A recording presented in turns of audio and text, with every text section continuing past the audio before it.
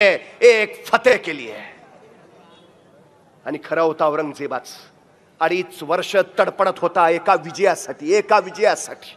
ज्याला संभाजीराजांच्या अंगावर पाठवू तो अंग चोरून पळत येई, नाहीतर मार खाऊन पडून राही. आता संभाजींच्या विरोधात लढायचं म्हटलं तर मोगलांना कापरं भरत होतं. एखादा सरदारला सांगितलं जा लढ तर पाठीमागं पळून जात होता. तयार नव्हता कुणी. का? मोगलांची धारणाच अशी झाली होती, अरे तो संभाजी फक्त जिंकण्यासाठी जन्माला आलाय आणि मोगल फक्त हरण्यासाठी आणि मरण्यासाठी तयार झालाय.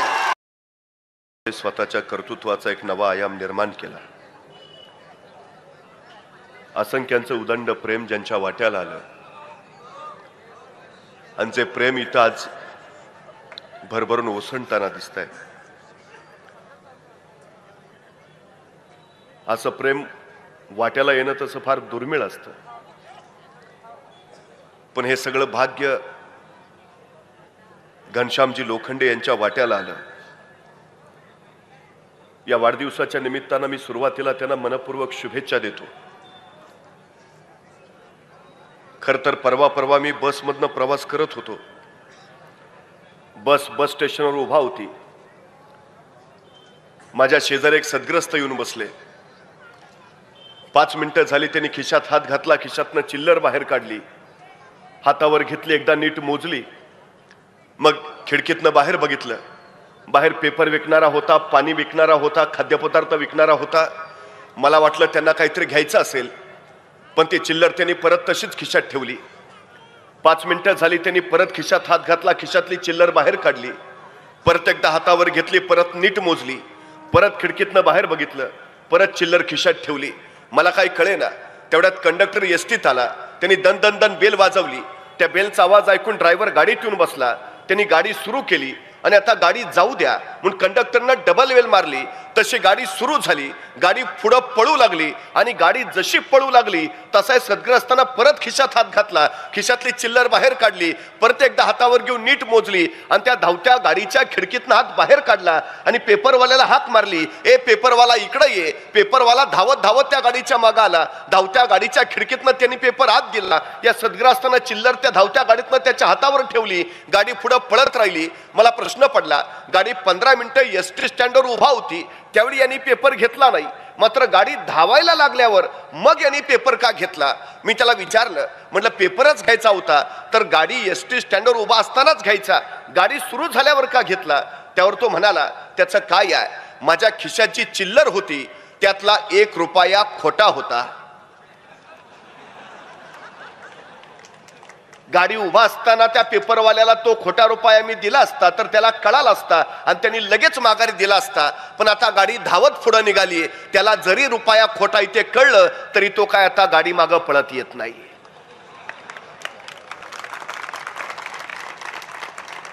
मला त्या सद्ग्रस्ताचं मोठं कौतुक वाटलं.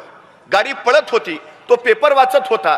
15 मिनिटं झाली आणि पेपर वाचता वाचता अचानक तो सद्ग्रस्त हसायला लागला.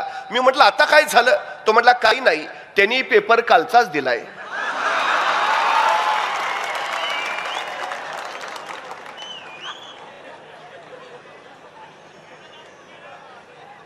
बाहेरच्या जगात हा सगळा असा प्रकार चाललाय.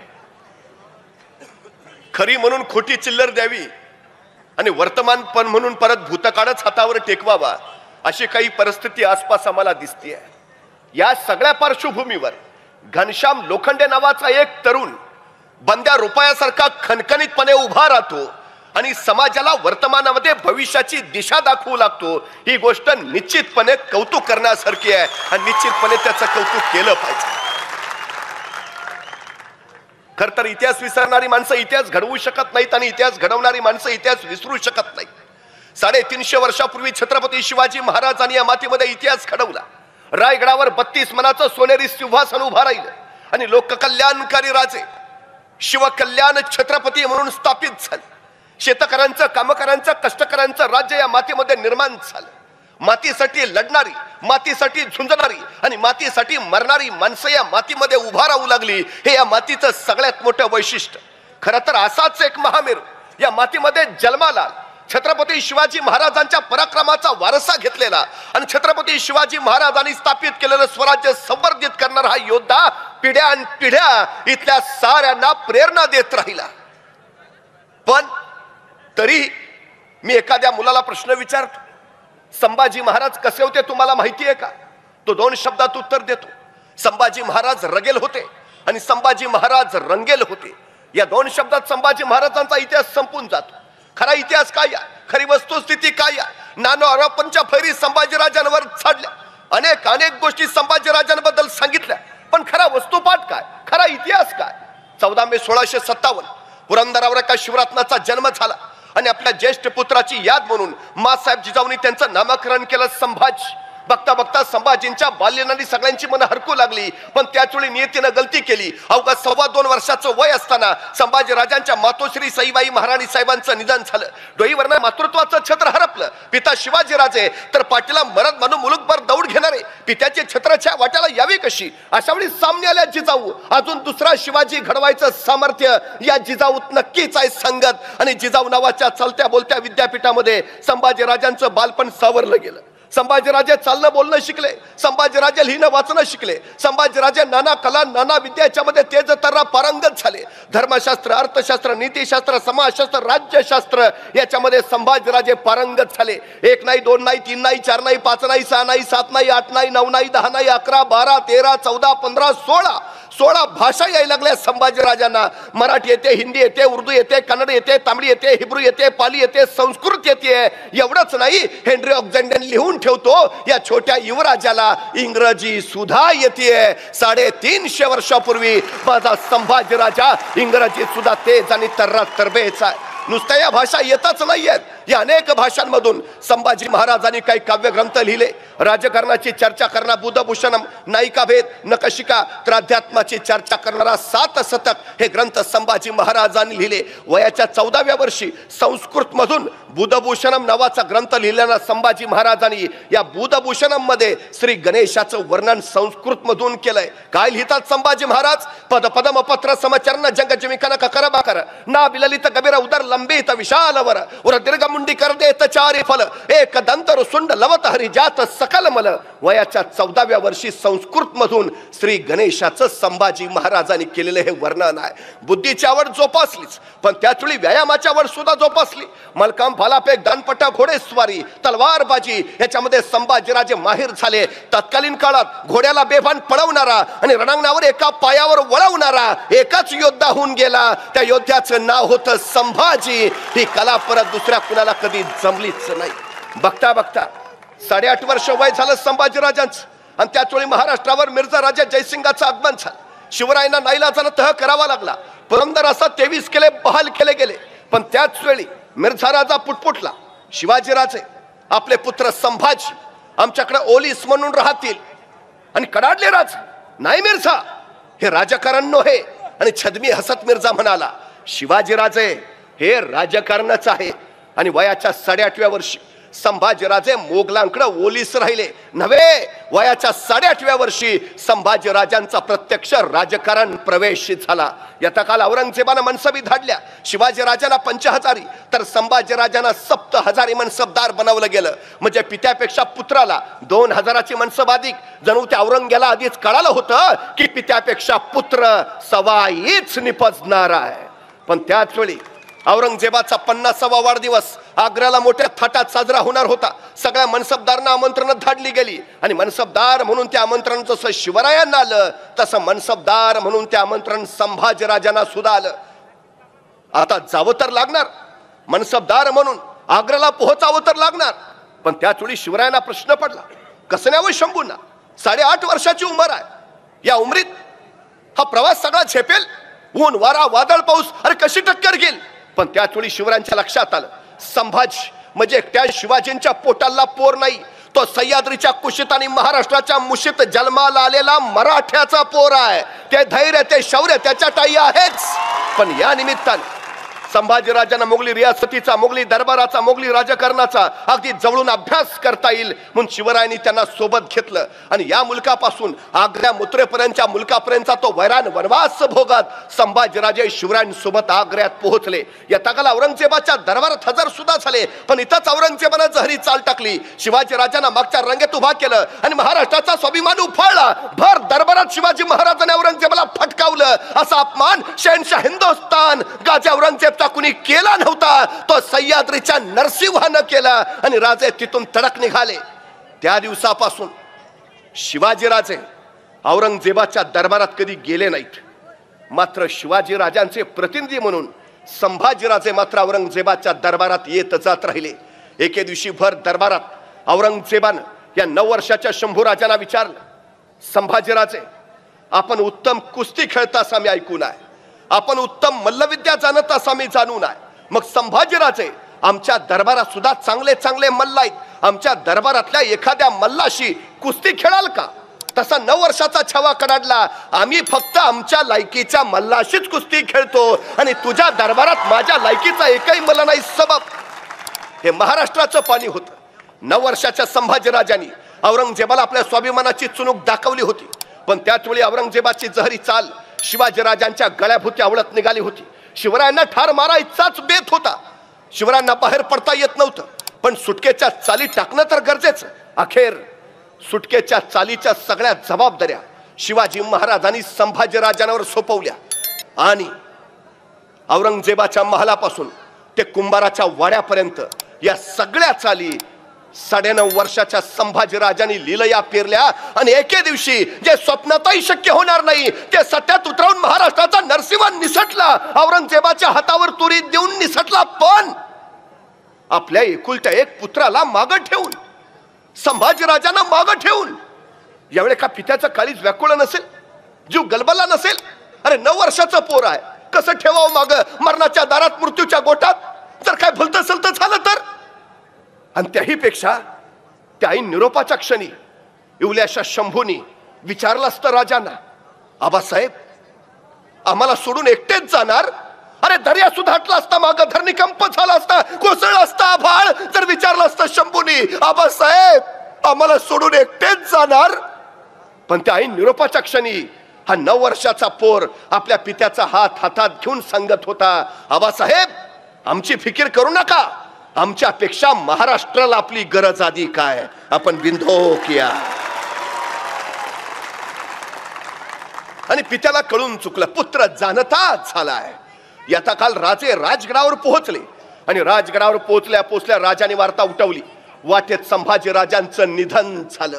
वयाच्या 9व्या वर्षी संभाजीराजांच्या पाठीला जे मरण बांधलं गेलं ते इंद्रायणी भीमेच्या तीरावर मरणाला निधड्या छातीनं सामोरं जाईपर्यंत हे मरण संभाजींची सोबतच करत राहिलं. खरं तर शिवाजी महाराजांनी जाणीवपूर्वक हुल उठवली. वाटेत संभाजीराजांचं निधन झालं. हीच बातमी औरंगजेबापर्यंत पोहोचली आणि औरंगजेबानं संभाजीराजांचा पाठलाग थांबवला. सबब काशीपंतांच्या सोबत संभाजीराजे सुखरूप रायगडावर येते झाले. पण गेलेले शंभूराजे वेगळे होते, परत आलेले शंभूराजे आता झाले होते जाणते परिपक्व. मोगली रियासतीचा, मोगली दरबाराचा, मोगली राजकारणाचा अगदी जवळून अभ्यास केलेले. बघता बघता शिवाजी राजांनी संभाजीराजांना दान प्रमुख म्हणून जबाबदारी दिली. मंत्र्यांच्या विरोधाचे खटले यायचे, त्याचे निकाल आता संभाजीच्या न्यायालयापुढे होऊ लागले. धर्मावरचे जे खटले शिवरायांच्या धर्मपीठापुढे यायचे त्याचे निकाल सुद्धा आता धर्मपंडित संभाजीराजे देऊ लागले. बघता बघता संभाजींचं वय झालं 14 वर्ष. आणि एके दिवशी शिवाजी महाराजांनी विचारलं, संभाजीराजे तुम्ही लेखणी तेच चालवता, पण तुमची तलवार आणि कडाडला छावा, आज्ञा द्यावी आबासाहेब. आणि आज्ञा सुटली. गुजरात खंबायत प्रांत टिपण्याची आणि काळ्या कबिना ढगामध्ये पाण्याचा लोट उरात घ्यावा, तसा शौर्याचा लोट उरात घेऊन छावा कोसळला. गुजरात टिपला, खंबात लुटलं, मामे जादुरा खासे कैद केले. संभाजींच्या युद्धनीतीने अनेकांच्या नजरा विस्पारल्या. बघता बघता जीत हासिल झाली. वार्ता राजांना कळाली आणि कडाडले राजे, द्या 32 तोफांना, आमचा बछडा खाशी जीत घेऊन येतोय. आणि स्वराज्यावर संभाजींच्या पराक्रमाची पहिली मुद्रा उमटली. संभाजींची समशेर तेजाळू लागली. एका पित्याला याहून अधिक काय हवं असतं? शिवरायांना पुत्र हवा होता, स्वराज्य वाढवणारा. शिवरायांना पुत्र हवा होता, पराक्रमी, रयतेची काळजी घेणारा. संभाजी राजांच्या रूपात तो तयार होऊ लागला होता. आता शिवाजी राजे फक्त मोहिमा आखायचे आणि रणांगणावर त्याची अंमलबजावणी संभाजी राजे करायची. स्वराज्याच्या सीमा संभाजी राजांच्या समशेरी वाढवत राहिल्या. बघता बघता स्वराज्य वाढत वाढत वाढत राहिलं. संभाजींचं वय झालं 17 वर्ष. महाराष्ट्र तेवढ्या आनंदून गेला होता. रायगड तर अगदी ओला चिंब झाला होता. 750 वर्षाचा पारतंत्र्याचा अंधार हटणार होता आणि रायगडाच्या माथ्यावर स्वातंत्र्याचा सूर्य प्रकटणार होता. राजे छत्रपती होणार होते आणि झाले झाले झाले. राजे छत्रपती झाले. या म्लेंच पातशाहीमध्ये एक मराठा एवढा पातशाह झाला, ही गोष्ट काही साधी झाली नाही असं बखरकरांनी त्याचं वर्णनही केले. पण त्याच वेळी आणखीन एक गोष्ट घडली. आतापर्यंत मराठे जास्तीत जास्त सरदार होत होते. संभाजी पहिले छत्रपती पुत्र ठरले. आतापर्यंत मराठे जास्तीत जास्त वजीर मिळवत होते. संभाजी पहिले युवराज झाले. स्वराज्याला युवराज मिळाला. आणि खरं तर या घटनेपर्यंत संभाजी राजांवर एकही डाग नाही, संभाजी राजांवर एकही आरोप नाही. पण संभाजी राजे युवराज झाले आणि संभाजी राजांच्या चरित्राचं पाणी अशा काय पाटाला वळवण्यात आलं की मूळचा संभाजी राजाच पुरता हरवून गेला.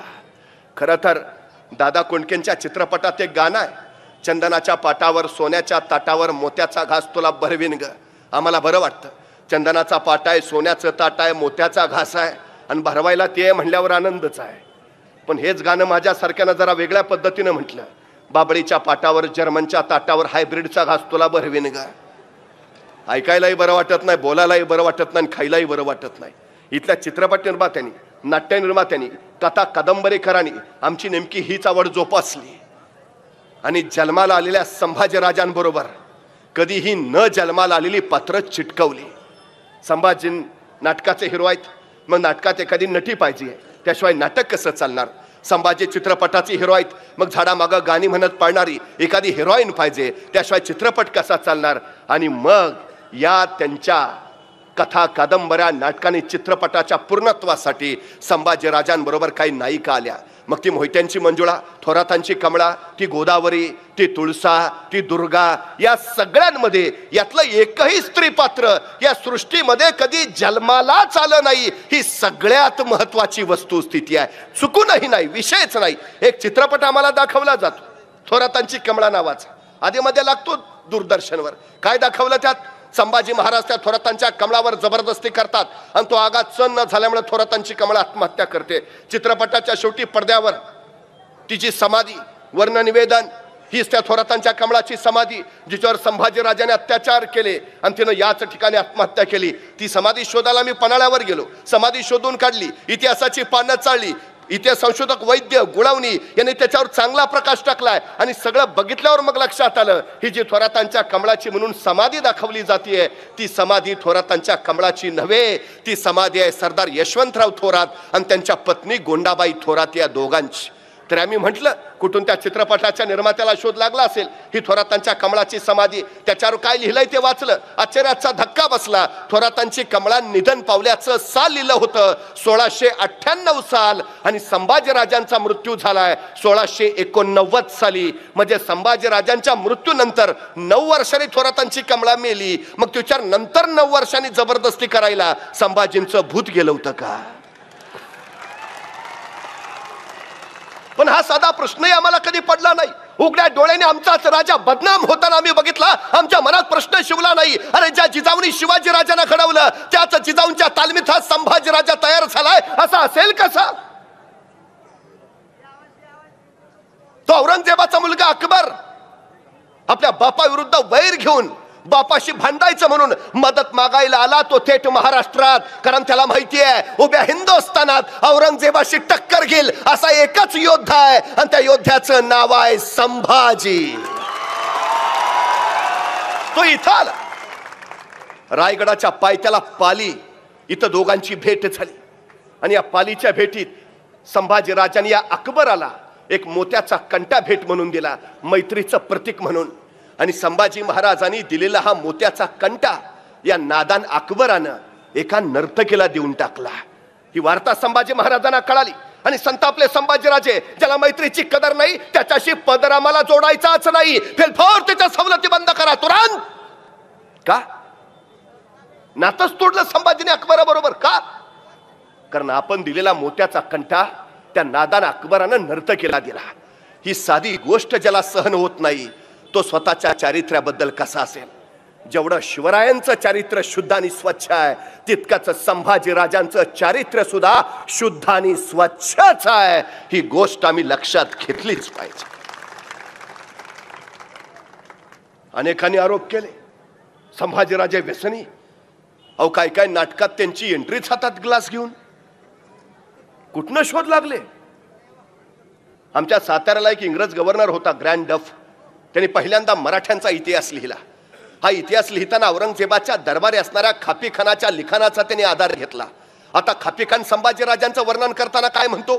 खापीखान लिहितो, संभाजी स्वतःच्या शौर्याच्या बळावर एवढा बुलंद आणि बलाढ्य झालाय की कुणी शत्रू त्याच्यावर आक्रमण करायला धजावेना. जणू संभाजीना आता सत्तेची नशा चढलीये. काय लिहितोय खापीखान? संभाजी स्वतःच्या शौर्याच्या बळावर एवढा बुलंद आणि बलाढ्य झालाय की कुणी शत्रू त्याच्यावर आक्रमण करायला धजावेना. जणू संभाजीना आता सत्तेची नशा चढली आहे.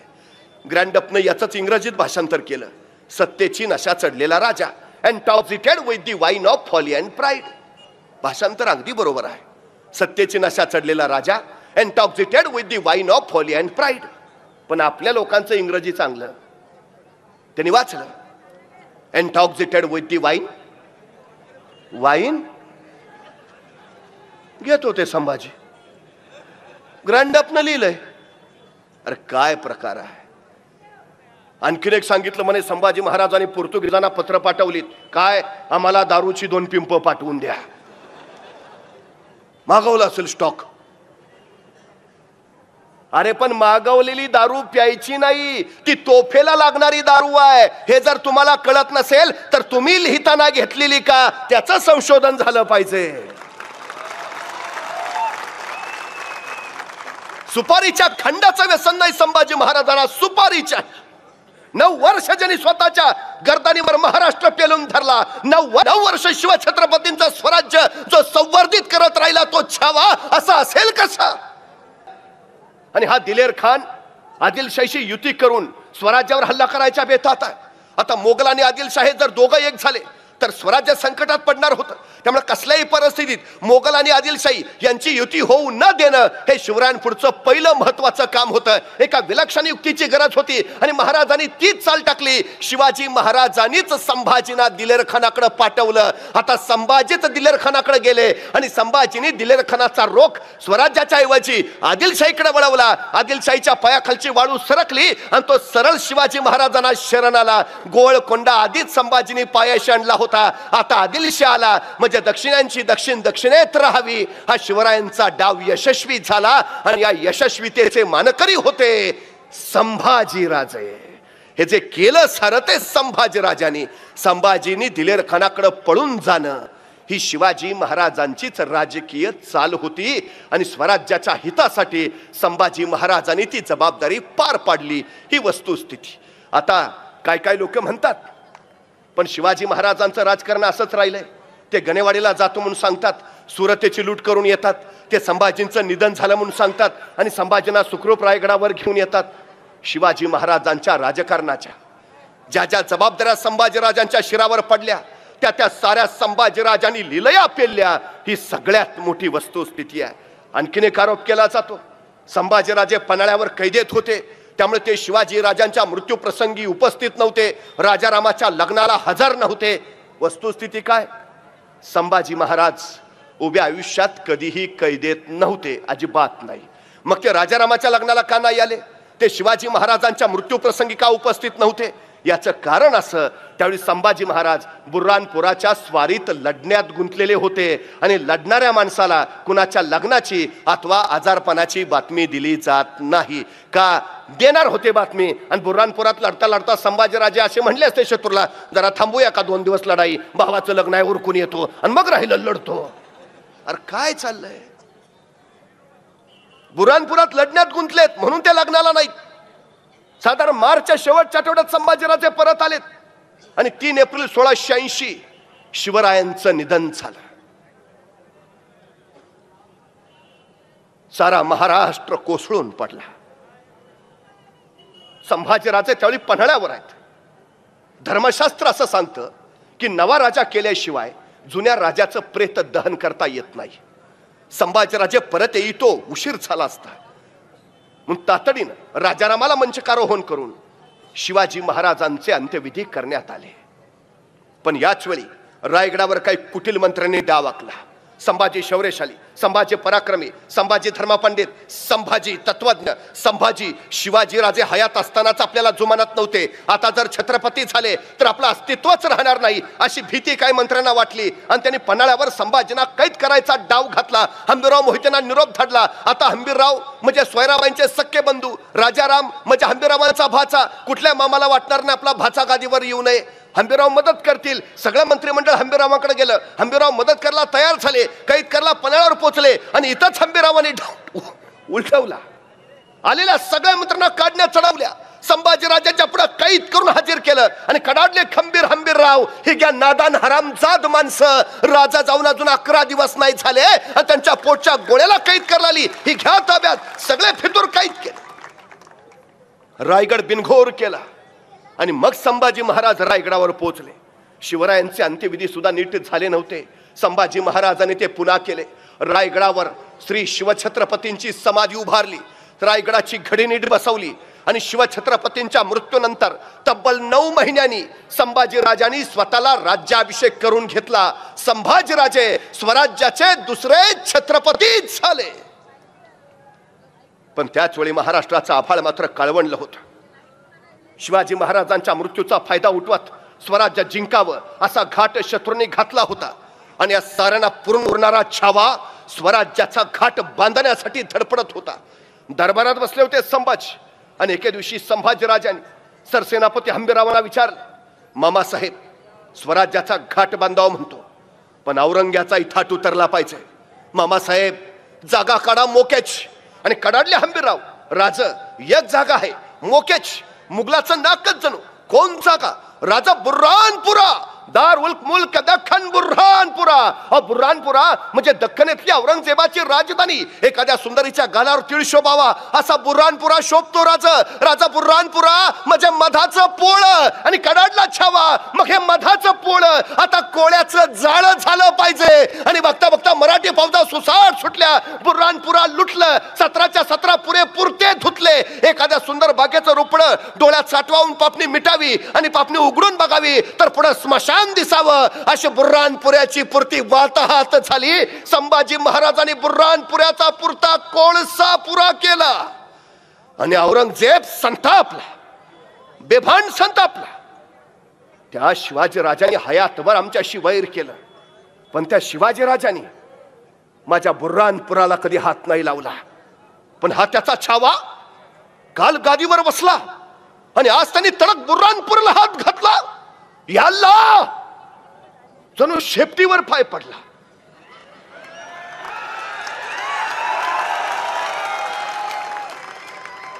बुऱ्हाणपुरा म्हणजे औरंगजेबाचं हळवं काळीच पान. त्याच्या 2 बहिणींचा जन्म बुऱ्हाणपुऱ्यातलाच. औरंगजेबाची आई निर्वतली बुऱ्हाणपुऱ्यातच. आणि औरंगजेबाचं आयुष्यातलं एकुलतं एक प्रेम प्रकरण ते घडलं तेही बुऱ्हाणपुऱ्यातच. त्यामुळे बुऱ्हाणपुरा म्हणजे औरंगजेबाचं हळवं काळीच पान. संभाजी महाराजांनी बुऱ्हाणपुऱ्याला हात घातला नव्हे औरंगजेबाच्या काळजालाच हात घातला आणि संतापला औरंगजेब. तोपर्यंत दुसरा तडाखा बसला. औरंगजेबाच्या नावाने वसवलेला औरंगाबाद. संभाजीराजाने औरंगाबादच लुटलं इतकं लुटलं की औरंगजेबाच्या नावाशिवाय तिथं काही ठेवलंच नाही. तोपर्यंत औरंगजेब आणखी संतापला. औरंगजेबाचा मुलगा शहजादा अकबर बापाविरुद्ध वैर घेऊन आला तो थेट संभाजींकडे.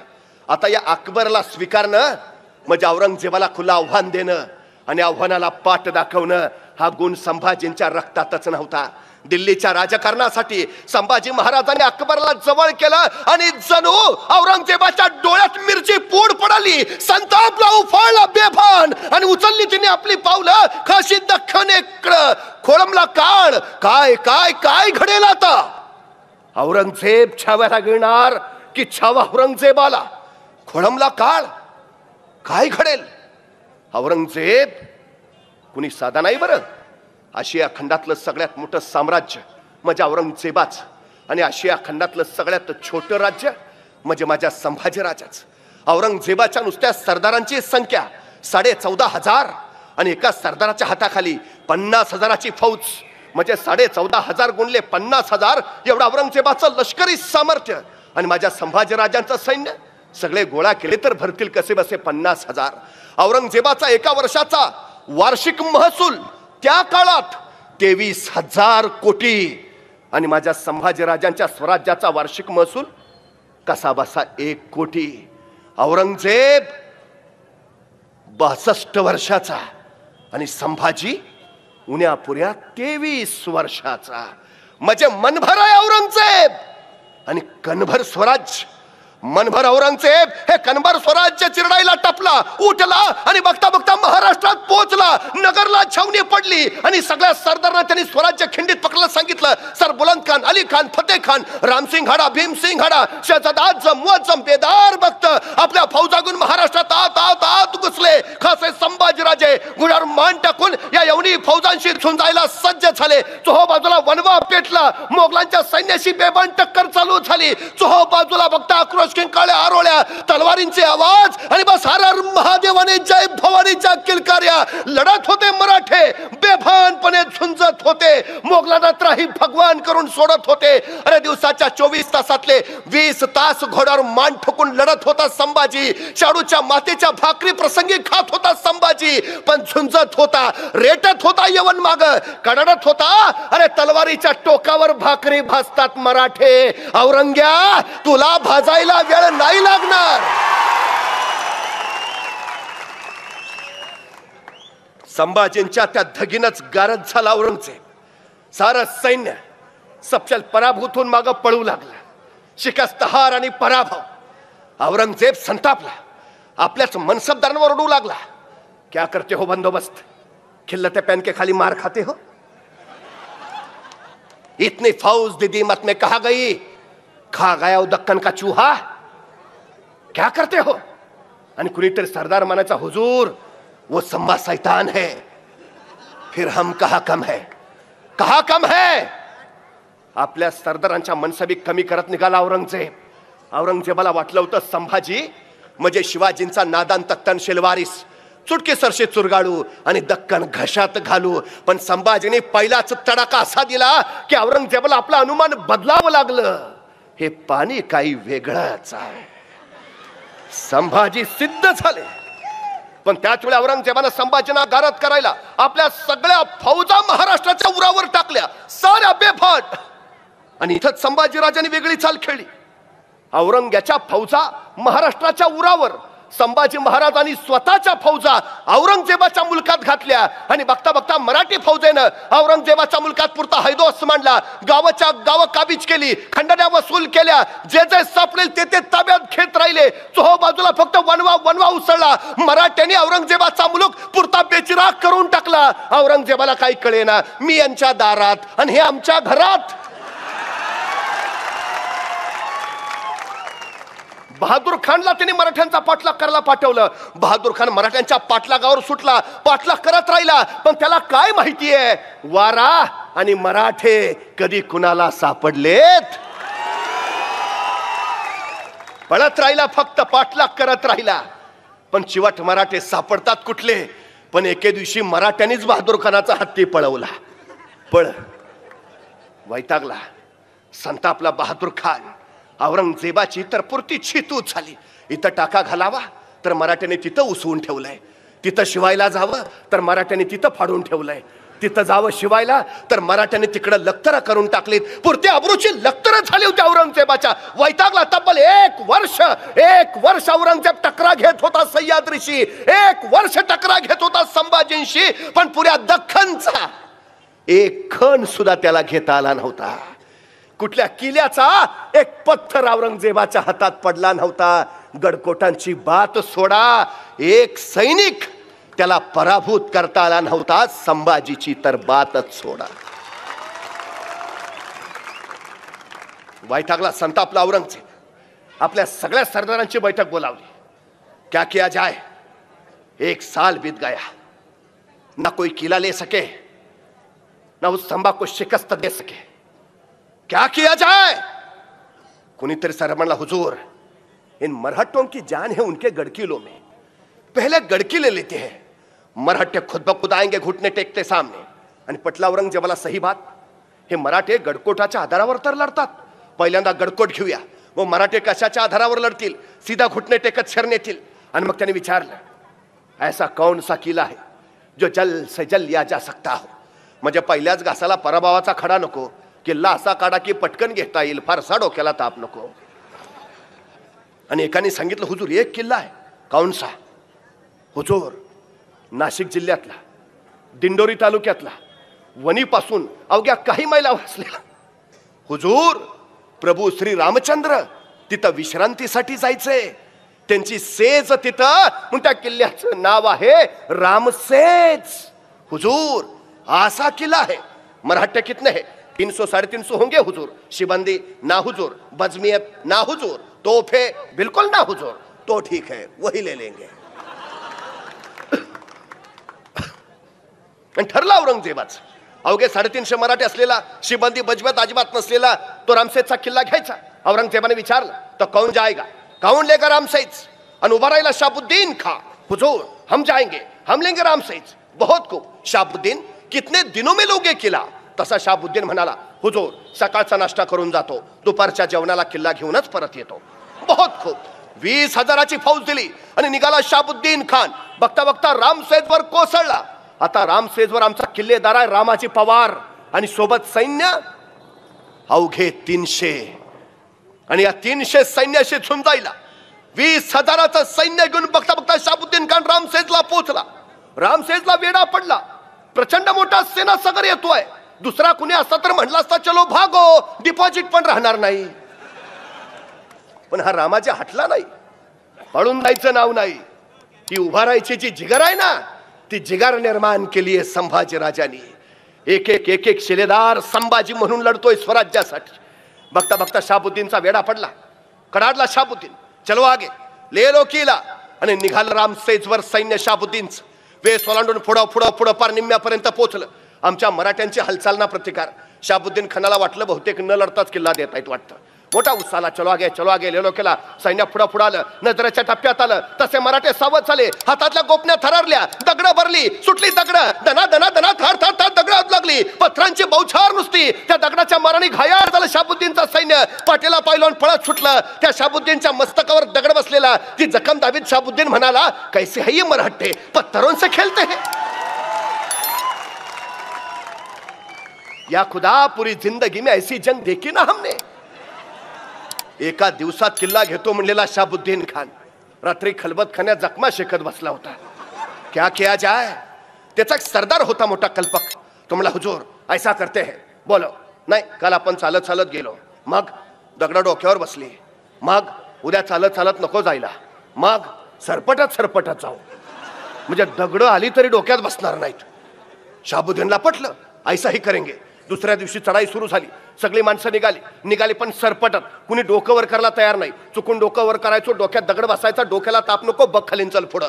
सर सर सर करत निघाला सैन्यावर. वेस ओलांडून पुढं पुढं पार निम्म्यापर्यंत पोहोचलं. आमच्या मराठ्यांची हालचाल ना प्रतिकार. शाबुद्दीन कडाडला, चलो आगे ले लो किला. सैन्य पुढं पुढं निघालं. आता दिंडी दरवाजा समोर दिसायला लागला. जणू काय घेतला किल्ला. शाबुद्दीन कल्लोळला, ले लिया चलो आगे. आणि सरपटणारं सैन्य अगदी नजदीक आलं. तसे मराठे जागा सूद झाले. रात्रभर जागून तटबंदीवर मोठमोठ्या दगडी शिळा गोळा करून ठेवलेल्या.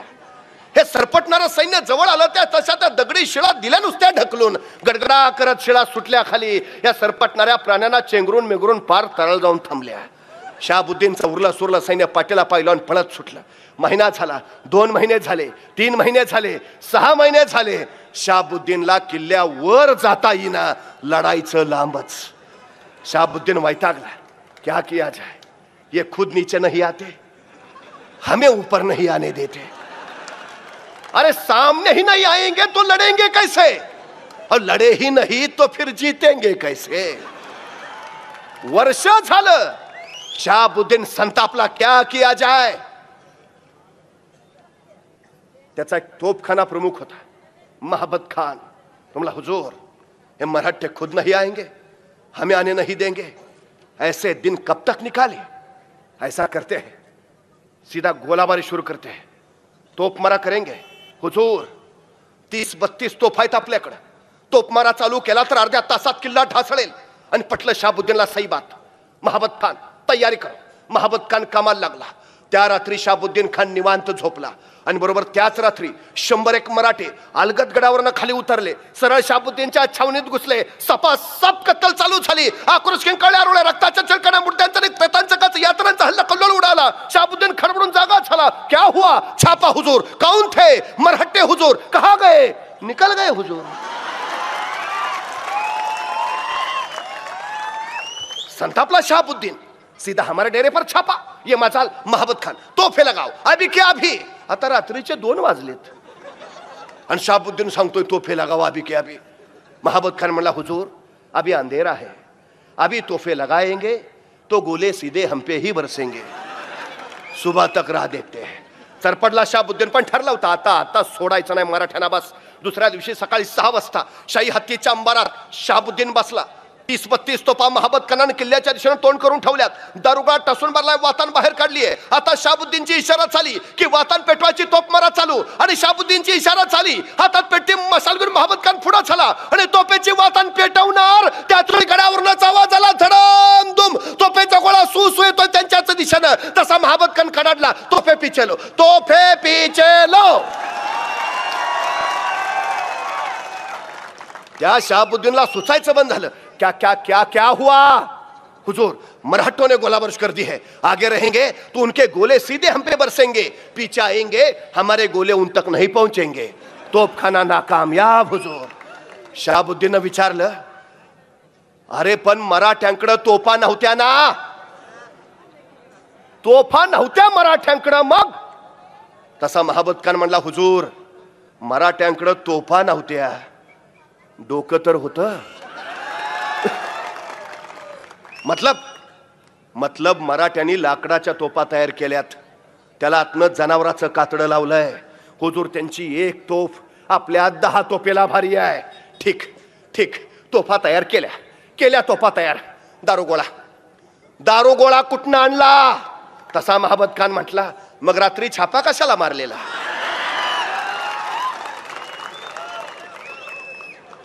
हा आपलाच दारुगोळा आहे हुजूर। मराठे परिस्थितीवर रडत नाही बसले, लढत बसले। हे सगळ्यात मोठं वैशिष्ट्य आहे। अत्यंत प्रतिकूल परिस्थितीला सुद्धा अनुकूल कसं करून घ्यावं हे छत्रपती संभाजी राजांकडनं शिकावं। वैतागला शहाबुद्दीन। 1.5 वर्ष झाली, 2 वर्ष झाली, 2.5 वर्ष झाली, त्या रामसेचा टवका उडाला नाही। 300 मराठे आणि तो रामाजी पवार चिवट जिद्दीचा हट्टू कुठला? 2 वर्ष झाली, 2.5-3 वर्ष झाली। शेवटी औरंगजेबाचं शहाबुद्दीनला पत्र आलं, तुम्हारा एक दिन कितने सालों का होता है, आओ वापस। त्याला माघारी बोलवला। अब कौन जाएगा? उभा राहिला फतेह खान। हुजूर हम जाएंगे, हम लेंगे रामसेज। फतेह खान, तुम्हारे नाम में ही फतेह है, बस हमें एक फतेह दे दो। जब से इस दक्कन में आए हैं तरस गए हैं एक फतेह के लिए।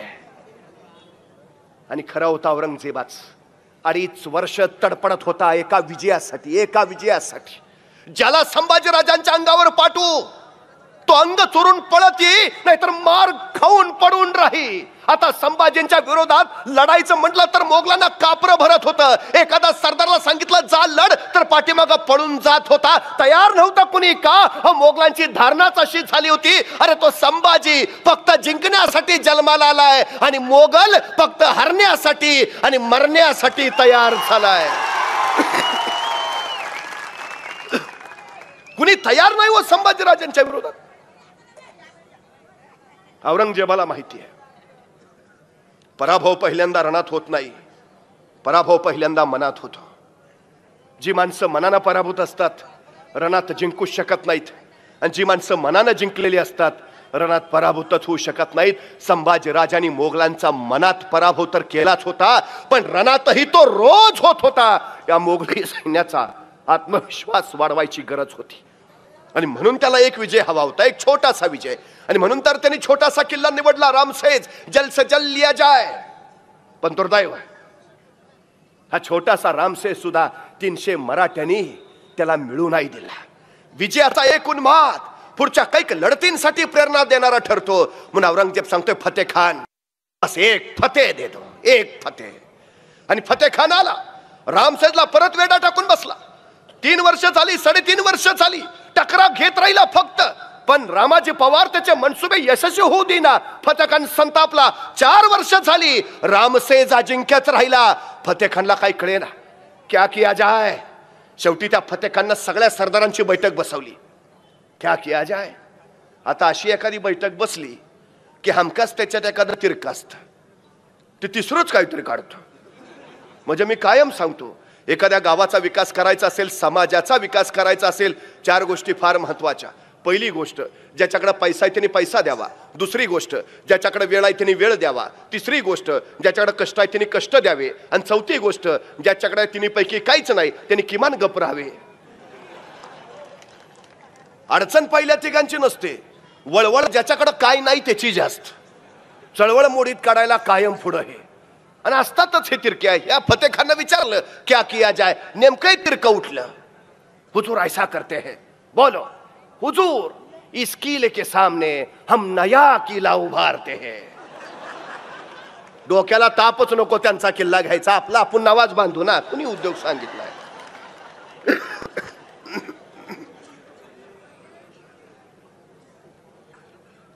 आता त्यांनी चेष्टेत सांगितलं, फतेह खाननं सिरियस घेतलं. सही बात बोला तू, ऐसा ही करेंगे. पण फतेह खानच्या डोक्यात चक्र वेगळं. त्याला माहिती आहे हे वर येऊ देईनात, लढायला पुढे येईनात. तोपमारा केला तर तळातून किल्ल्यावर तोपमारा होईना. मग काय करावं लागेल. किल्ला जिंकायचा असेल तर त्याच किल्ल्याच्या उंचीचा दुसरा किल्ला समोर बांधावा लागेल, त्याच्यावर तोफा ठेवायच्या, आणि मग त्या तिथून त्या किल्ल्यावर डागायच्या, तरच किल्ला काबीज होईल. कौतुक करावं लागेल त्या फतेह खानचं. तब्बल 6 महिने त्या रामसेजच्या परिसरातली झाडं तोडत होता तो, आणि त्या तोडलेल्या झाडापासून रामसेज किल्ल्याच्या उंची इतका त्या किल्ल्याच्या समोर त्याने एक लाकडी दमदमा उभा केला, ज्याच्यावर 50 तोफा ठेवता येईल आणि 500 सैन्य आरामात उभा राहू शकेल. 6 महिने काम चाललेलं. मराठे बघतायत, चालू द्या. 6 महिने झाले, लाकडी दमदमा तयार झाला, तोफा सुद्धा त्याच्यावर नेऊन ठेवल्या. फतेह खाननं सगळी तयारी झाल्याची खात्री केली. आता उद्या सकाळी सैनिक वर जातील आणि किल्ल्यावर तोफमारा चालू करतील, किल्ला काबीज. त्या रात्री फतेह खान निवांत झोपला, आणि बरोबर त्याच रात्री 101 मराठे परत गडखा उतरून खाली आले. सरळ फतेह खानच्या छावणीत घुसले. सपासप कत्तल चालू झाली, आक्रोश किंकाळल्या रोळ्या. फतेह खान खडबडून जागा झाला. क्या हुआ? छापा हुजूर. कौन थे? मराठे हुजूर. कहां गए?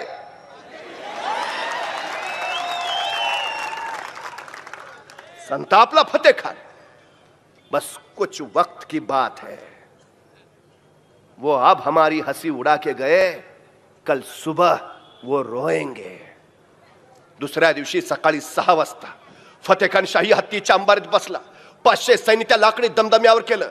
तोफेत दारुगोळा ठसून मारला, वातान बाहेर काढली. आता फतेह खानची इशारा झाली की तोफमारा चालू, आणि फतेह खानची इशारा झाली. हातात मशाल घेतलेला एक सैनिक तोफेची वातान पेटवायला आला, आणि तोफेची वातान पेटवणार तोच रातोरात त्या दमदम्याखाली मराठ्यांनी पेरलेला सुरुंग पेटला. थोय थोय थोय थोय करत गेला, आणि प्रचंड मोठा आवाज झाला. धडाम धूम त्या 50 तोफा 500 मोगली सैन्याला घेऊन तो लाकडी दमदमा ढासळला, आणि फतेह खानचे मनसबे गाडून तिथं शांत झाला. फतेह खान वीरान विवश आणि निराश नजरेने फक्त पाहत राहिला. त्या फतेह खान कडे बघत माझा रामाजी पवार कडाडला. फतेह खान, जाऊन सांग तुझ्या औरंगजेबाला, स्वराज्य जिंकायचा त्याचा मनसुबा त्या लाकडी दमदम्यासारखाच ढासळणार आहे. 4.5 वर्ष झाली, 5 वर्ष झाली, 300 मराठ्यांनी रामसेज अजिंक्यच ठेवला. शेवटी औरंगजेबाचं फतेह खानला पत्र आलं, तुम सिर्फ नाम के ही फतेह खान हो, काम के नहीं. आओ प्रमोशन. त्याला प्रमोशन वर उचलला. अब कौन जाएगा? उभारायला कासम खान किरमानी, हुजूर हम जाएंगे, हम लेंगे रामसेज. 20,000ची फौज घेऊन कासम खान किरमानी आला. रामसेजची झुंजत राहिला पण अवघड, अशक्य आणि कठीण. रामाजी आणि त्याच्या सैनिकांनी त्याचाही खुर्दा उडवला. तब्बल 5.5 वर्ष रामसेज अजिंक्यच राहिला. माझे शिवाजी महाराज सांगायचे, माझा एक किल्ला माझ्या मावळ्यांनी 1 वर्ष लढवला तर माझे सगळे किल्ले घ्यायला औरंगजेबाला 360 वर्ष लागतील. अरे पण माझ्या संभाजीराजांनी रामसेज नावाचा एकच किल्ला 5.5 वर्ष लढवला. मग 5.5 गुणिले 360, औरंगजेबाला सगळे किल्ले घ्यायला किती वर्ष लागतील? हे शौर्य कुणाचं, हे धैर्य कुणाचं, हा पराक्रम कुणाचा, हे धाडस कुणाचं, हे साहस कुणाचं? माझ्या सर्जा संभाजींचं. औरंगजेब वैतागला, संतापला. परत महाराष्ट्राच्या उरावर रुतून बसला. पावसाळा नजदीक आलेला. पावसाळ्यात मोगलांच्या हालचाली मंद आणि याचाच फायदा संभाजीराजाने उचलला. औरंगजेबासारख्या कळीकळाशी झुंजायचं म्हणजे समर्थ आणि सामर्थ्य पण हवं. विलक्षण चाल टाकली. पसरलेल्या औरंगजेब नावाच्या अजगराच्या अंगावरनं संभाजी महाराजांनी उडी घेतली आणि संभाजी महाराज सरळ कर्नाटकात पोहोचले. मैसूरच्या चिकदेवरायाला तडका दिला. चिकदेवराय शरण आला. 1.5 कोटीची खंडणी त्यांनी संभाजी महाराजांना दिली आणि मैसूर काबीज करून संभाजीराजे पुढे सरकले. तंजावरचे व्यंकोजीराजे सोबत आले आणि मग बघता बघता मराठी फौजेनं सारा कर्नाटक काबीज केला. तिथून मराठी फौजा घुसल्या तामिळनाडमध्ये. तामिळनाडच्या मद्रासवर कब्जा मिळवला. मद्रासवर भगवा फडकला. कावेरीच्या तटावरचा पाषाणकोटही जिंकला आणि मग तामिळनाड काबीज करून मराठी फौजा संभाजींच्या नेतृत्वाखाली घुसल्या आंध्र प्रदेशात. आंध्रातले 80 राजे संभाजीराजांनी पराभूत केले. आंध्र प्रदेशवर भगवा फडकला. गंगाराम वाणी नावाचा संभाजी महाराजांचा सेनापती फौज घेऊन बिहार मध्ये गेला. बिहारच्या पाटण्यावर स्वराज्याचा दौलता ध्वज फडकला. बिहार आणि पाटणा संभाजीराजांच्या घोड्यांच्या टाफाखाली आलं. मराठी फौजा बंगालमध्ये घुसल्या. बंगालच्या कोलकात्यावर शिवरायांचा भगवा फडकला. कोलकाता काबीज झालं. म्हणजे आताच्या हिंदुस्थानचा जर नकाशा बघितला तर महाराष्ट्र, कर्नाटक, गुजरात, हरियाणा, मध्य प्रदेश, गोवा, राजस्थान, आंध्र आणि तामिळनाड या 9 राज्यांवर संभाजी महाराजांची सत्ता आहे. या 9 राज्यांचा समावेश स्वराज्यात संभाजींनी केला आहे. या 9 राज्यांवर संभाजींच्या पराक्रमाचा भगवा फडकतो आहे. राहिला होता फक्त उत्तरेतला भाग आणि उत्तरेत आपलेच होते राजपूत. मिर्झा जयसिंहाचा मुलगा रामसिंह. संभाजी महाराजांनी त्यांना पत्र लिहिलं, सारी दक्षिण आम्ही काबीज केलीच आहे, उत्तरेत आपण आहात. संभाजी लिहितात, त्या यवनधमाला सांप्रत असं वाटू लागलंय आम्ही हिंदू तत्वशून्य झालोय. आम्हाला धर्माचा काही अभिमानच राहिला नाही. पण आम्ही आमच्या मातृभूमीसाठी आमचं सारं सर्वस्व, आमचा देश, दुर्ग, संपत्ती सारं पणाला लावायला तयार आहे. दक्षिण आम्ही काबीज केलीच आहे, उत्तरेत आपण आहात. या वक्ती जर आपण सहकार्याचा हात दिलात तर त्या औरंगजेबाला कारागृहात डांबणं शक्य होईल. काय महत्वाकांक्षा आहे माझ्या सर्जा संभाजींची, औरंगजेबाला कारागृहात डांबण्याची. आणि तेही कधी? औरंगजेब उरावर असताना. आणि दुर्दैव बघा, राजपूत मोकळे आहेत पण त्यांच्या म्यानातनं तलवारी काही मदतीसाठी बाहेर आल्या नाहीत. त्यावेळी राजपूत संभाजींच्या मदतीला आले असते तर हिंदुस्थानचा इतिहास फार वेगळा घडला असता. पण महाराष्ट्राचा राणा लढत राहिला आणि राजपूत मात्र आपला बाणा विसरून शांत बसला. याचं कारण एकच, संभाजीराजे लढत राहिले आणि राजपूत शांत बसले. याचं कारण एकच, शिवछत्रपती उत्तरेत नाही महाराष्ट्रात जन्माला आले. ही लढण्याची प्रेरणा त्यांनी दिली, ही मरण्याची प्रेरणा त्यांनी दिली. तेव्हापासून महाराष्ट्र मातीसाठी लढतो आहे आणि मरतोही आहे. मग विषय कारगिलचा असू द्या, नाहीतर मुंबईवरच्या 26/11च्या दहशतवादी हल्ल्याचा. मातीसाठी शहीद होणाऱ्यांची सगळ्यात जास्त संख्या माझ्या याच महाराष्ट्रात आहे. हा वारसा दिला तो शिवशंभूनी दिला, तो आजही आम्ही तसाच पुढे नेतो. ही वस्तुस्थिती आहे. औरंगजेब वैतागला. आपल्या दरबारात त्यांनी डोईवरची पगडी काढली, खाली आपटली आणि साऱ्यांना म्हणाला, जोपर्यंत त्या संभाजीला पराभूत करत नाही तोपर्यंत डोईवर बादशाही पदाची पगडी घालणार नाही. अहो, इथंच नगरला मेला औरंगजेब. खुलदाबादला समाधी आहे त्याची, पण मरते वेळीच त्याच्या डोईवर बादशाही पदाची पगडी नव्हती. संभाजीना तो कधी पराभूत करू शकला नाही आणि बादशाही पगडी तो कधीच आयुष्यात परत घालू शकला नाही. बोडक्या डोक्याने छिंडत राहिला महाराष्ट्रभर, पण महाराष्ट्राला पराभूत करणं त्याला जमलं नाही. अखेर त्यांनी कोकण मोहीम काढली, 3री कोकण मोहीम. शहजादा मुअज्जमला 90,000ची फौज देऊन बेळगावच्या वाटेनं रामदऱ्याच्या घाटानं सावंतवाडी मार्गे त्यांनी गोव्यात पाठवलं. संभाजीराजे त्यावेळी गोव्यात होते.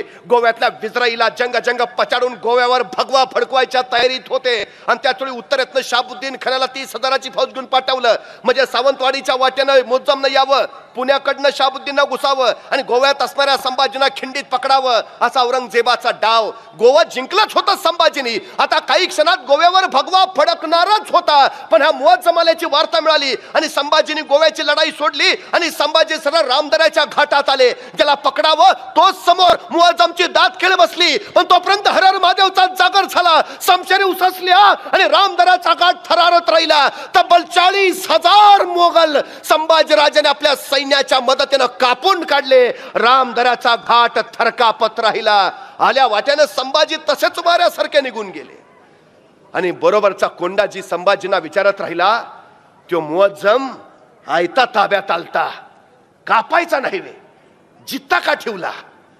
आणि संभाजीराजे म्हटले, सुकलं झाड मोडून पडणारच आहे, तोडा कशाला? पण जगातल्या पहिल्या जैविक अस्त्राचा प्रयोग संभाजींनी इथं केला. 40,000 मोगल कापले, पण अन्नधान्याचा साठा सुद्धा उडवला. मोगलांना आता रामदऱ्याच्या घाटात खायलाच काही मिळेना हो. आता कोकणात काय मिळतं? नारळाचं कुळीत. काय गंमत करून ठेवली संभाजी महाराजांनी. आणि या मोगलांनी नारळाचं कुळीत खाल्लं आणि 40,000 मोगल टाचा घासून तिथंच त्या घाटात मेले. तलवारी शिवाय डोक्यानं आणि शस्त्राशिवाय शास्त्रानं जगाच्या इतिहासात मारली गेलेली ही सगळ्यात मोठी फौज आणि या अस्त्राचा प्रयोग पहिल्यांदा केला तो संभाजीने. अहो, ते 80,000 मुर्दे सडलेले, त्यांच्या वासानं बाकीचे ओकून ओकून मेले. अहो, त्या मुअज्जमची अवस्था अशी उचलायला चौघं राहिले नव्हते. कुणीतरी कळवलं औरंगजेबाला, पोराची फार विचित्र हालत झाली. मग त्या राहुल्ला खानाला पाठवलं. त्यानं कसं बस मुअज्जमला परत नेलं. परत आलेल्या मुअज्जमचा औरंगजेबानं 90,000 रुपये रोख देऊन सत्कार केला. मुअज्जमला पण कळेना. त्याने विचारलं, अब्बाजान, 1.5 कोटीचा खजाना घालवून आलो, 90,000 सैन्य बुडवून आलो, तरी तुम्ही मला 90,000 रुपये रोख बक्षीस देताय किंवा अब्बाजान? औरंगजेब म्हटला, तू जिवंत परत आलास ना म्हणून. नाहीतर या संभाजी राजांकडे जाणारा कुणी जिवंत कसा परत येईल? तू आलास म्हणून. इतकी धास्ती, इतकी भीती खाल्ली होती औरंगजेबानं. वैतागला, संतापला. सगळ्या सरदारांना विचारलं, क्या किया जाए? आणि सगळे एका सुरात म्हणाले, हुजूर वापस लौट चलते, अभी दम नाही आहे हुजूर. आणि खरं होत, औरंगजेबाचं पुरं सैन्य संभाजी राजांनी बर्बाद करून टाकलं. औरंगजेबाची तिजोरी पुरती तळाला गेली. आता आणखी काही काळ या संभाजींबरोबर लढत राहिलो तर आपली कबर इथंच बांधली जाईल याची औरंगजेबाला खात्री पटली आणि अखेर औरंगजेबाने निर्णय घेतला, छोड देंगे दख्खन अभी. आणि औरंगजेबानं दख्खन सोडला. 4.5 वर्षामध्ये संभाजीनं जंग पछाडलं, पण संभाजी औरंग्याच्या डोक्यावर पाय देऊन डौलानं फडकवतच राहिला, आपल्या समशेरीचं शौर्य दाखवत राहिला. ना कुठला गड गेला, ना कुठली जमीन, स्वराज्य फक्त वाढत राहिलं. अहो, शिवाजी महाराजांच्या काळात जेवढं स्वराज्य होतं त्याच्यापेक्षा 5000 किलोमीटरनी संभाजीराजांनी स्वराज्य वाढवलं. शिवाजी महाराजांच्या काळात जेवढा खजिना होता त्याच्या 5 पटीने संभाजीराजांनी विस्तारला. शिवाजी राजांच्या वेळी जेवढे किल्ले होते ते राखलेच, पण खोलगड मर्दनगड सारखे काही नवे किल्ले बांधले. आपल्या 9 वर्षाच्या कारकिर्दीत संभाजी महाराजांनी 240 लढाया केल्या, पण एकाही लढाईत पराभूत न होणारा राजा गिनीज बुकला फक्त संभाजी राजांचीच नोंद घ्यावी लागली. जो कधीच हरला नाही, ज्याने कधी पराभव पत्करला नाही, जो नमला नाही, जो झुकला नाही, जो वाकला नाही, जो असीम धडाडीने स्वराज्य संवर्धनासाठी लढत राहिला, तो सर्जा संभाज. मोगल वाकवले, इंग्रज नाचवले, पोर्तुगीज झुकवले आणि जंजिराचा सिद्धी दर्यात बुडवला. 1 नाही 2 नाही, तब्बल 12 घड्यावर हा छावा निकडाची पंजे फाड करत राहिला आणि आपल्या शौर्याची पताका फडकावत राहिला. सर्जा संभाज. स्वराज्य अफाट उंचीवर पोहोचवलं या राजानं. शिवराय डोळे भरून आशीर्वाद बरसू लागले. दख्खन सोडलेला औरंगजेब इथून गेला तो वळाला आदिलशाहीकडे. अवघ्या 1 वर्षात त्यांनी आदिलशाही जिंकली. मग वळाला गोवळकोंड्याकडे. अवघ्या 1 वर्षात त्यांनी गोवळकोंडा जिंकलं. म्हणजे आदिलशाही जिंकायला औरंगजेबाला 1 वर्ष पुरतं, गोवळकोंडा जिंकायला औरंगजेबाला 1 वर्ष चालतं. मग स्वराज्य त्याला 9 वर्ष जिंकता येत नाही का? संभाजीराजांमुळे, संभाजीराजांच्या शौर्यामुळे. पण आदिलशाहीने गोवळकोंडा जिंकलेला औरंगजेब आता 2 ग्लुकॉन्डी पिल्यासारखा एनर्जी घेऊन आला, वळाला दख्खनकडे. पण त्याला माहिती आहे उघड्या मैदानात संभाजींना पराभूत करणं कठीण. पण त्याच वेळी संभाजीने एक विलक्षण चाल टाकली. संभाजीराजे गोवळकोंड्यात होते त्याच वेळी संभाजीराजाने औरंगजेबाचा मुलगा अकबर त्याला हाताशी धरून एक नवी चाल टाकली. सगळ्यात महत्वाची, त्याने अकबरला सांगितलं की तू इथून सरळ इराणला जा, इराणच्या शाहबाजची मदत घे, 70,000ची इराणची फौज घेऊन तू दिल्लीवर आक्रमण कर. म्हणजे इराणचा शाहबाज जर दिल्लीवर आक्रमण करता झाला असता तर गोवळकोंड्यात लढणारा औरंगजेब दिल्लीच्या रक्षणासाठी महाराष्ट्रात न येता थेट दिल्लीला गेला असता आणि महाराष्ट्र त्याच्या तावडीतनं सुरक्षित राहिला असता. काय विलक्षण चाल होती. आणि त्या पद्धतीनं, त्या चालीनुसार संभाजी महाराजांनी अकबराला राजापूरच्या बंदरात जहाजात बसवलं. इराणला जा, शाहबाजचं सैन्य घे आणि दिल्लीवर आक्रमण कर, म्हणजे औरंगजेब सरळ दिल्लीकडे येईल. संताजी घोरपडेंना त्यांनी उत्तरेत थांबवलं 40,000ची फौज घेऊन. औरंगजेब दिल्लीकडे निघाला की सरळ त्याच्या फौजीवर हल्ला चढवा. तुम्ही हल्ला चढवताय तोपर्यंत महाराष्ट्रात मी ताज्या दमाची फौज घेऊन औरंगजेबाच्या पाठलागावर येतोच आहे. दिल्लीच्या पोचायच्या आधीच औरंगजेब संपू. अफाट आणि महत्वाकांक्षी चाल. अकबर त्या चालीचा प्रयोग यशस्वी करायला राजापूरच्या बंदरातनं जहाजात बसून निघाला. पण दुर्दैव बघा, या अकबराचं जहाज इराणला पोचायच्या ऐवजी ते भरकटलं आणि मस्कतला पोचलं. 6 महिने अकबर मस्कतलाच अडकून राहिला. आणि मस्कतवरनं निघून अकबर ज्यावेळी इराणला पोहोचला तोपर्यंत संभाजीराजे औरंगजेबाकडून पकडले गेले होते. संगमेश्वरामध्ये औरंगजेबानं संभाजीराजांना जेरबंद केलं होतं. नियतीचा फेरा बघा.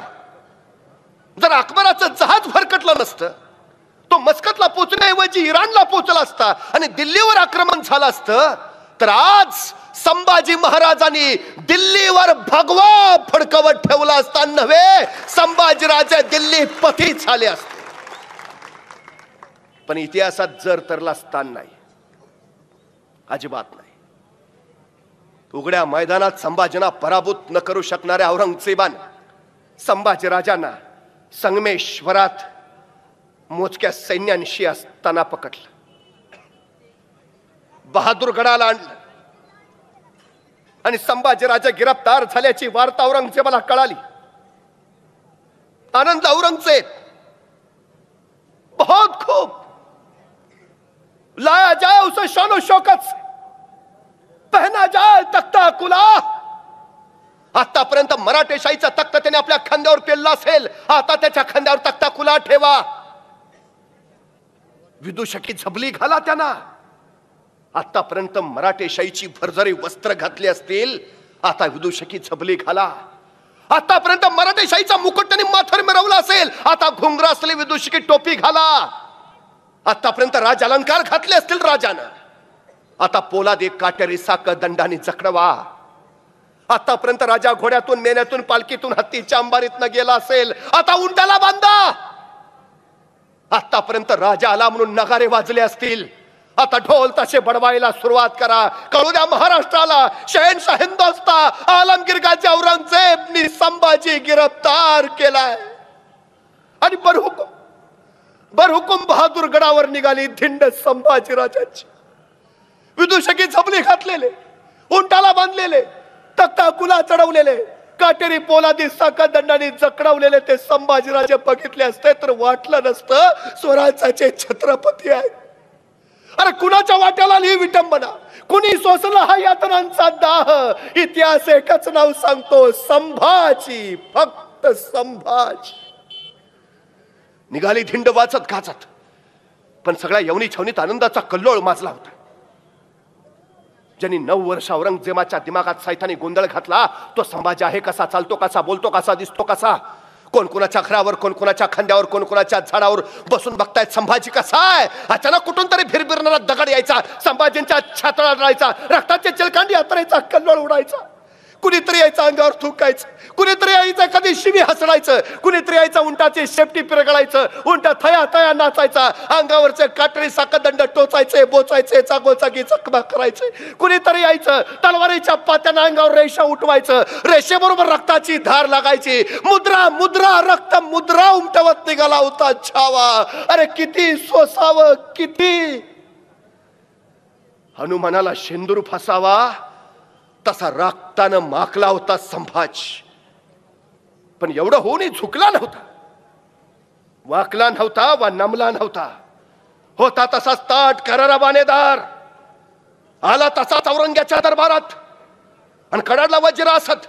संभा झुक जाओ आलमपना के सामने. आणि उसळला कवी कलश, राजा है वो, झुकेंगे नहीं झुकाएंगे. खामोश कर सर्दिशी उसळा शमशेर. चुप चुप चुप, जहन्नमी चुप. याद रख कैद में है तो, आला ताला के दरबार में है तो चुप. पण त्याच वेळी धीरगंभीर आवाज खुमला, सबूर आसद सबूर, अभी बहुत पूछना इसे. आणि आस्ते कदम शहनशाह हिंदोस्ता आलमगीर गाजी मोहम्मद औरंगजेब तख्तावरनं खाली उतरला, संभाजी राजांच्या पुढ्यात गेला आणि संभाजी राजांकडे पाहत म्हणाला, 9 बरस का था तब यह मिला था मुझे आगरा में, तब पूछा था हमने इसे क्यों रे संभा तुम्हें हमारा डर नहीं लगता. और इस संभा ने जवाब दिया था, हमें किसी का डर नहीं लगता, लेकिन हमारी वजह से सबको डर लगता है. सच कहा था काफर ने कभी ठंडक ना मिलने दी, लेकिन अब नहीं, अब नहीं, अब दिखाएंगे. अल्लाह ताला की मेहरबानी खुदा के सामने है, कैद में है. आणि त्या खुदाचे आभार मानायला औरंगजेब गुडघे टेकून खाली बसला. नमाजाच्या रुकाता पडायला लागला आणि नमाजाच्या रुकाता पडणाऱ्या त्या औरंगजेबाकडे बघून संभाजी राजा कवी कलशानं म्हणाला, कवीजी, कवी आहात आपण, मग या या या प्रसंगावर सुचते का एखादी कविता.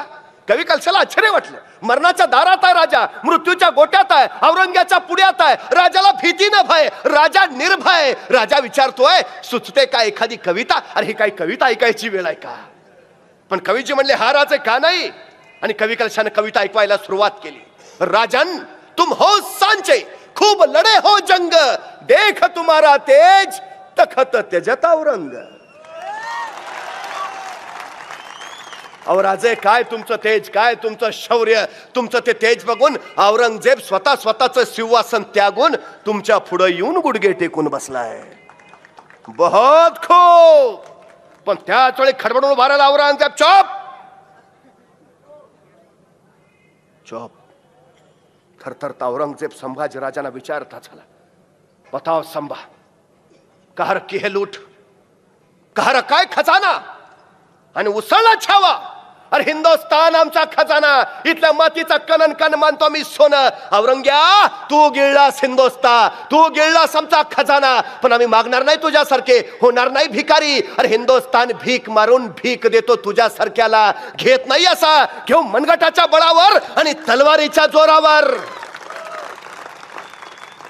संभाजीराजांचे उद्गार ऐकले ना औरंगजेबाला कळे ना, अरे कैदेत कोण आहे, तू का मी? पण त्याच वेळी औरंगजेबाने विचारला दुसरा सवाल, बताओ संभा, मेरे कौन कौन से सरदार शामिल थे तुम्हें? आणि चौथाला संभाजी, तख्तासाठी रक्तावर उलटणारी जात नाही आमची, आई भवानीचे भूती आम्ही, मातीसाठी सळसळत आमचं इमान, बेईमान नाही होणार. याद राख औरंग, महाराष्ट्राच्या मातीत उभा आहेस तू, इथंच माती करू. आमच्याच वाटेवर येऊन आमच्याशीच वाटमारी करणाराची त्याच्या वाटेवर जाऊन वाट लावल्याशिवाय आम्ही आमच्या वाटेवर परतत नाही, हा इतिहास आहे आमचा. संभाजीराजांचे हे बोल ऐकले आणि पुटपुटला औरंगजेब, ये मरहट्टे क्या खिलाते हैं अपने बच्चों को, क्यों पैदा नहीं हुआ ऐसा एक भी शख्स हमारे जनाने में. अरे हे मराठे आपल्या पोरांना काय खायला घालतात, असलं एक तरी पोरग माझ्या घरात का नाही जन्माला आलं. आणि उसळला छावा, अरे तुझ्या पोटी कसा येईल संभाजी, स्वतःच्या बापाला विष देणारा तू, स्वतःच्या भावांची खुलेआम कत्तल करणारा तू, तुझ्या पोटी कसा येईल संभाजी. अरे संभाजी जन्माला येईल तो महाराष्ट्राच्या कुशीत आणि शिवछत्रपतींच्या मुशीतच.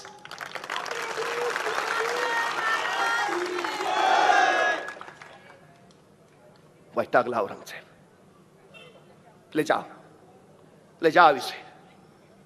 जाओ इसे हमारे नजरों के सामने से, निकाल दो ये आंखें जलाती है हमें, काट डालो इसकी जबान बोलती बहुत है, जाओ हश्र करो उसका. आणि संभाजीना तिथून नेलं गेलं. वडबुद्रुक तुळापूरच्या वधस्तंभाला बांधलंय. सुरू झाला अनन्वित छळ. पण औरंगजेब सावध होता. ये शिवाजी और संभाजी, शेर और छावा, कब फिसल जाएंगे हाथों से पता नहीं चलेगा. आगरा से शिवाजी ऐसे ही निकल गए थे, ये संभाजी भी ना जाए ऐसे तो क्या किया जाए. ये संभाजी चुंगल से ना भाग जाए हुजूर, आके निकाल देते हैं इसकी. अनुभव गाठीशी होता औरंगजेबाच्या. शिवराय आग्र्यातनं निसटण्यात यशस्वी झाले, पण संभाजी आता होता कामा नयेत. सुरू झाला अंमल, डोळे काढायचा आणि हातामध्ये लालबुंद तप्त सळ्या घेऊन निघाले हपशी. धुरांच्या रेषा हवेत टाकणाऱ्या त्या लालबुंद तप्त सळ्या संभाजीराजांनी बघितल्या आणि कळून चुकले. डोळे जाणारात, मिटले डोळे. अरे डोळ्यासमोर भरायले राजा शिवछत्रपती. याच डोळ्याने पाहिलं होतं स्वराज्य, याच डोळ्याने घेतलं होतं दर्शन शिवछत्रपतींचं, याच डोळ्याने पाहिली होती स्वप्न स्वराज्य संवर्धनाची, याच डोळ्याने केल्या होत्या इशारते आपल्या मावळ्यांना. तेच डोळे, उघडले डोळे, डोळ्यासमोर दिसल्या लालबुंद तप्त सळ्या. आल्या जवळ, अगदी जवळ, घुसल्या आत, चर्र शिरस्ता आवाज घोंगावला. सळ्या गेल्या आत आत आत, निघाल्या त्याच वेगात बाहेर. डोळ्या नव्हत्या कुठंच, उरल्या होत्या नुसत्या खोबण्या, काळ्या काळ्या कबीन, उग्र उग्र दर्प बाहेर फेकणाऱ्या. अरे पायात काटा घुसला तर 8 दिवस पाय धरून बसतो आम्ही. डोळ्यात लालबुंद तप्त सळ्या गेल्या असतील, अरे किती सोसला असेल. विंचवासारख्या लवलव करणाऱ्या वेदना मेंदू झिंझिण्या खालीत बसल्या असतील, अरे किती भोगला असेल. का रगेला असता, रंगेला असता, तर झुकला असता, वाकला असता, नमला असता. औरंगजेबाला शरण जाऊन आयुष्यमध्ये जगला असता. मग का सोसत राहिला छावा सार, का सहन करत राहिला. स्वराज्य अस्मितेसाठी, आपण शिवछत्रपतींचे पुत्र आहोत या स्वाभिमानासाठी, राष्ट्र धर्मासाठी स्वसत राहिला छावा. डोळे निघाले आणि औरंगजेब आपल्या शिलेदारांना विचारत राहिला, क्या हुआ? रोया वो, गिड़गिड़ाया, आएगा हाथ जोड़ते हमारे सामने, देगा किले अपने? क्या बोला वो? आणि सरदार म्हणाले, हुजूर, ना वो रोया ना गिड़गिड़ाया, ना आएगा आपके सामने हाथ जोड़ते। फिक्र कीजिए आपकी, अगर सामने आ गया ना, गला दबा देगा आपका।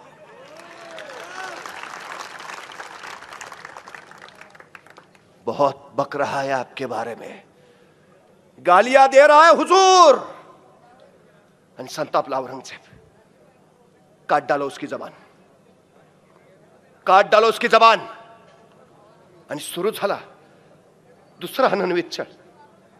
आज्ञा होती जबान छटायची, हातामध्ये नंगी लकलकती तलवार घेऊन आले हापशी, जबान छटायची, पण संभाजींचं तोंड बंद, जबान छटणार कशी?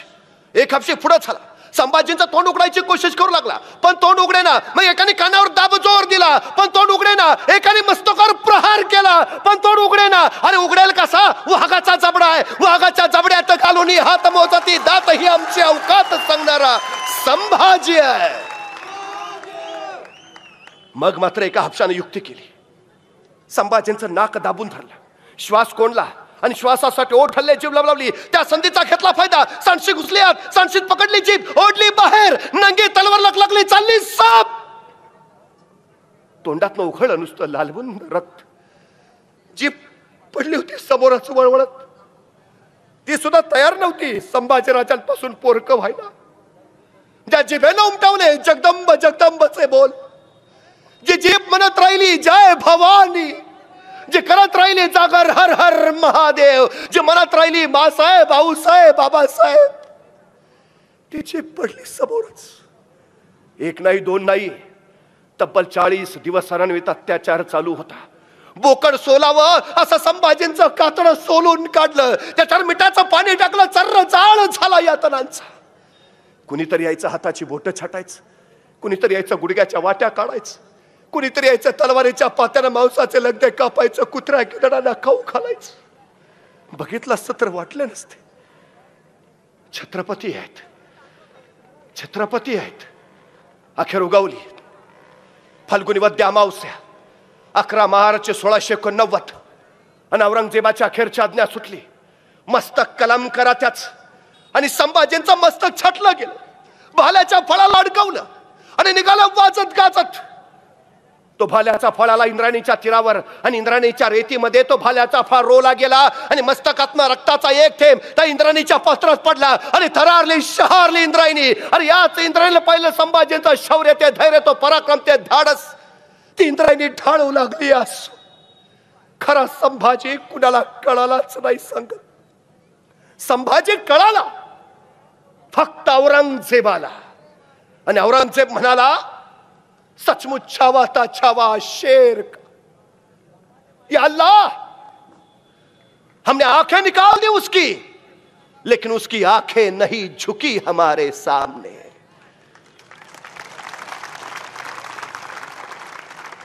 हमने जबान काट दी उसकी, लेकिन उस जबान से उसने मांगे नहीं रहम के 2 लफ्ज।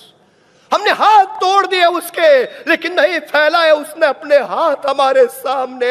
हमने पांव काट दिए उसके, लेकिन नहीं टेके उसने अपने घुटने हमारे सामने। सचमुच छावा था छावा शेर का, या अल्लाह, होंगे कामयाब कभी, ऐसे ही लौटना पड़ेगा खाली हाथ दहलने। आणि तेच झालं। संभाजी राजांच्या मृत्यूने पेटून इथला एकलकला एक एक मावळा बनला पुन्हा संभाजी, आणि राजाशिवाय प्रजा लढत राहिली। तब्बल 14 वर्ष औरंगजेबाशी झुंजत राहिली। महाराष्ट्र घ्यायला लावता औरंगजेब, अरे महाराष्ट्र सोडा, स्वतःला गाडण्यापुरती 3.5 हात जमीन घेऊन अखेर कायमचा तो इथंच शांत झाला।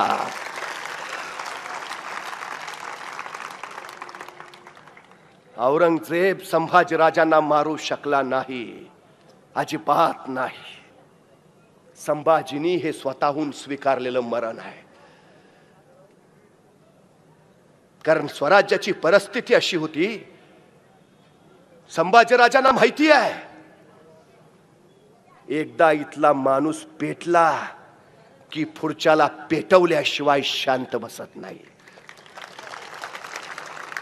हा माणूस उसळला पाहिजे, या महाराष्ट्रातला मावळा पेटला पाहिजे, तर या शिवछत्रपतींचं स्वराज्य टिकेल. या कळीकाळासारख्या औरंगजेबाशी बलाढ्य सामर्थ्याशी झुंज द्यायची असेल तर मुठभर कासेना, पण हे मुठभर विस्तव निखाऱ्यासारखे जर उरावर पडले तर हा औरंग जळेल. आणि हे निखारे कधी होतील? क्रोधातनं, रागातनं. हा क्रोध कधी येईल? तेवढ्यासाठी स्वीकारलं संभाजीराजांनी मरण. आमचा राजा औरंगजेबानी छळ छळ करून मारला. हा क्रोध संभाजीराजांनी इथल्या मातीत पेरला आणि त्यातून इथला मावळा लढाईला सिद्ध झाला. हे संभाजीराजांनी स्वतःहून स्वीकारलेलं, स्वराज्याच्या रक्षणासाठी स्वीकारलेलं बलिदान होत. खर तर कसं जगावं हे शिवाजी महाराजांनी सांगितलं आणि कसं मरावं हे संभाजी महाराजांनी दाखवलं. सह्याद्रीच्या त्या कड्यावर तो छावा आजही उभा आहे आणि आजही सांगतोय राष्ट्रभक्तीच, राष्ट्रनिष्ठेच आणि राष्ट्र धर्माचं गुज. तो आजही देतोय संदेश मातीसाठी कसं कुर्बान व्हावं याचा. तो आजही देतोय संदेश राष्ट्रभक्तीचा आणि राष्ट्रनिष्ठेचा. तो संभाजी राजा तुमच्या माझ्या रक्तात उतरावा आणि कृतीतून परत एकदा निर्माण व्हावा अशी अपेक्षा व्यक्त करतो. आपल्या सगळ्यांची रजा घेतो.